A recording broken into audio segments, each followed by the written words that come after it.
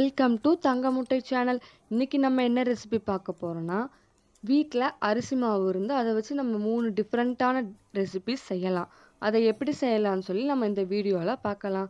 இதுக்கு தேவையான பொருட்கள் 2 ஸ்பூன் மிளகு, 2 ஸ்பூன் சீரகம், 1 துண்டு பெருங்காயத்தை நல்லா மிக்ஸ் பண்ணி பவுட்ரு மாதிரி பண்ணி வச்சிடணும். இப்போ நான் 1.5 கப் அரிசி மாவு எடுத்திருக்கேன். அரிசி மாவுலே இது செய்யலாம். இதுக்கு வந்து ஹாட் வாட்டர் நல்லா கொதிச்ச தண்ணியை வந்து நம்ம கொஞ்சம் கொஞ்சமாக ஆட் பண்ணணும் இதில். அப்புறம் நம்ம அரைச்சி வச்சுருந்தோம்ல பவுடர், அது ஒரு 2 ஸ்பூன் ஆட் பண்ணிக்கோங்க.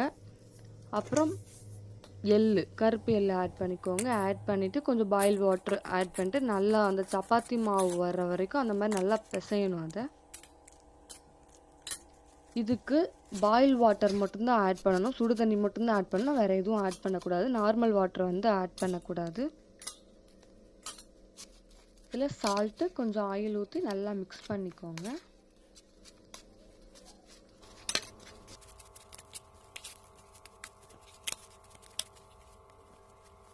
இந்த மாதிரி சப்பாத்தி மாவு பதத்துக்கு வந்த உடனே இதை ஒரு 10 மினிட்ஸ் வந்து விட்டுருங்க.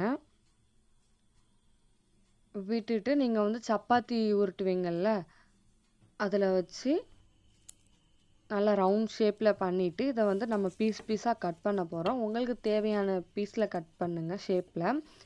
நான் இப்போ வந்து ஸ்கொயர் ஷேப்பில் கட் பண்ணுறேன். இதே நான் நெக்ஸ்ட்டு இதில் வந்து ட்ரையாங்கிள் ஷேப்பில் கட் பண்ணுற மாதிரியும் பண்ணியிருக்கேன். அது எப்படி பண்ணணும்னு சொல்லிட்டு உங்களுக்கு போக தெரியும்.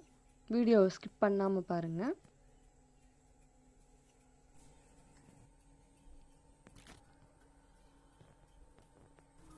இதை பீஸாக எடுத்துகிட்டு நம்ம ஆயில் நல்லா ஹீட் ஆன உடனே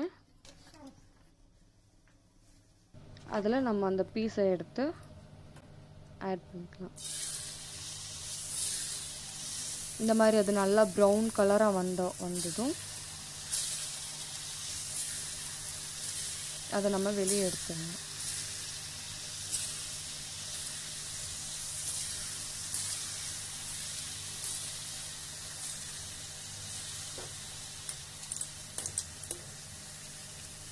இப்போ நான் வெளியே எடுத்து இதில் கொஞ்சம் மசாலா பொடி, உப்பு சேர்த்து நல்லா மிக்ஸ் பண்ணிக்கிறேன்.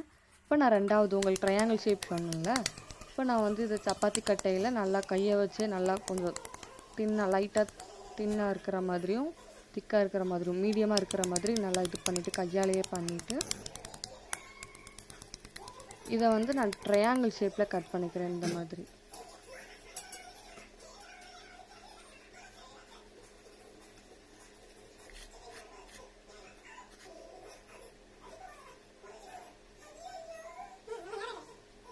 இதையும் நான் ஃப்ரை பண்ணி எடுத்துக்கிறேன். உங்கள்கிட்ட எக்ஸ்ட்ரா மாவு இருந்ததுன்னா அதை வச்சு நீங்கள் வந்து சீடை செய்யலாம். அந்த ரவுண்டாக போட்டு அதையும் நீங்கள் வந்து பண்ணலாம் இந்த ரெசிபிலேயும்.